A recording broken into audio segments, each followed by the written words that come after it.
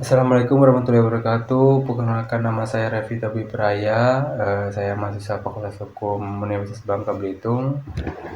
Dalam video ini saya akan menjelaskan secara lengkap mengenai pembagian garis pangkal dalam hukum internasional. Materi ini sangat penting karena garis pangkal adalah garis dasar yang dari semua perhitungan batas suatu negara. Tanpa garis pangkal, kita tidak bisa menentukan di mana laut teritorial suatu negara dimulai, di mana zona ekonomi eksklusif dihitung, dan bagaimana batas-batas maritim ditetapkan. Penjelasan ini juga merujuk kepada aturan internasional yang disepakati bersama, yaitu UNCLOS 1982.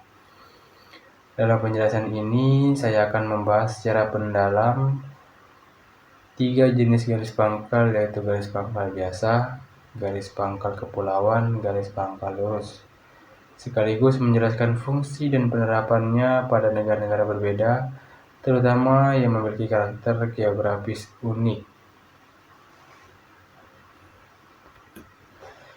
Yang pertama itu garis pangkal biasa.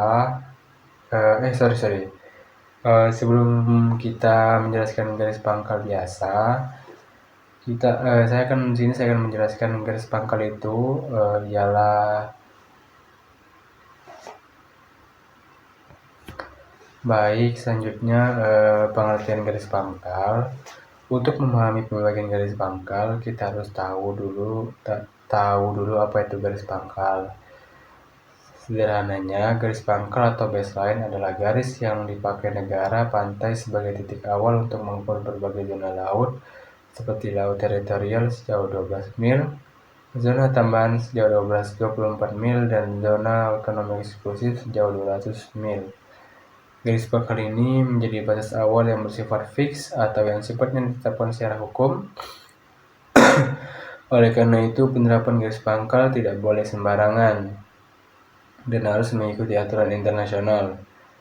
Jika garis pangkal salah ditetapkan, maka semua batas laut berikutnya juga akan salah, yang dapat mengganggu hubungan antar negara, terutama negara yang wilayahnya saling berdekatan.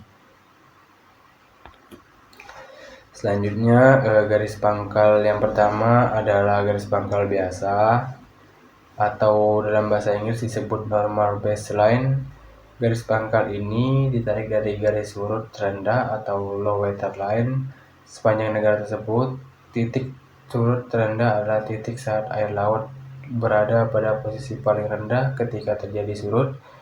Data ini biasanya diperoleh dari Badan Hidrografi Nasional. Garis pangkal biasanya digunakan ketika pantai satu negara memiliki bentuk yang sederhana, tidak berlekuk-lekuk secara ekstrim, dan tidak dipenuhi pulau-pulau kecil di dekat garis pantai.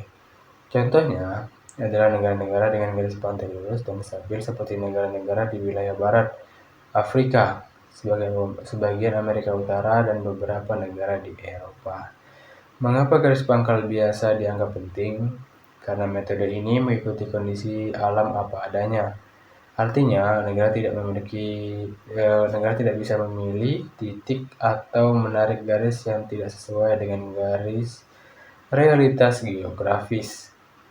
Ini membuat garis pangkal biasa menjadi metode paling objektif dan transparan.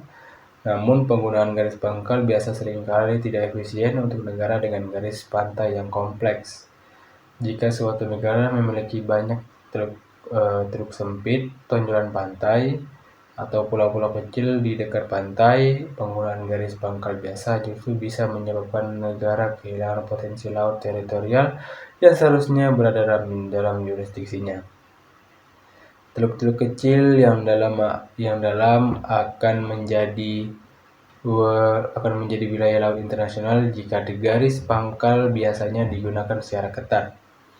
Oleh karena itu, UNCLOS menyediakan alternatif lain yang disebut garis pangkal lurus untuk memastikan bahwa negara tetap bisa melindungi wilayah maritimnya secara adil meskipun garis pantainya tidak teratur. Yang kedua, jenis garis pangkal lurus atau straight baseline. Garis ini ditarik dengan cara menghubungkan titik-titik tertentu pada garis pantai. sehingga membentuk garis lurus.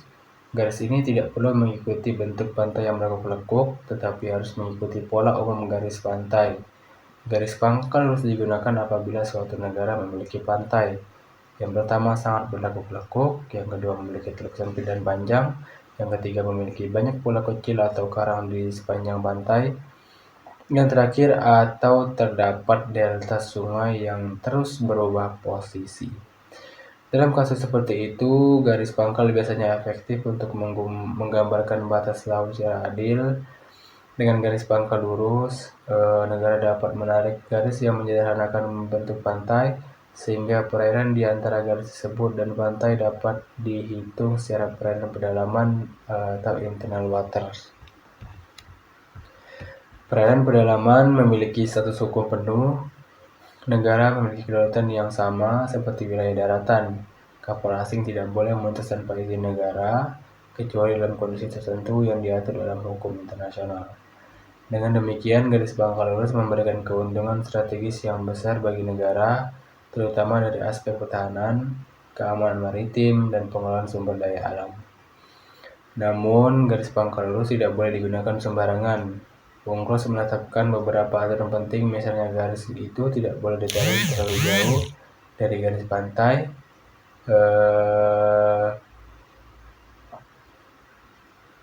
sehingga negara juga tidak boleh menarik garis lurus yang menyebabkan garis pantai harus mencerminkan kondisi geografis sebenarnya dan tidak boleh menghalangi hak navigasi internasional. Negara juga tidak boleh menarik garis lurus yang menyebabkan wilayah laut internasional berubah menjadi wilayah nasional dengan cara yang tidak sah.